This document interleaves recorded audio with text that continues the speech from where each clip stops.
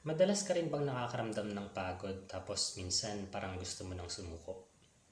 Alam mo nung high school kami, tuwing umaga may tinatawag kaming devotion. Agnostic ako ha, pero kumakanta kami noon tapos may nagdadasal bago pumunta sa klase. Naalala ko lang kasi may kanta noon, ganito siya. Basong may tubig, lagyan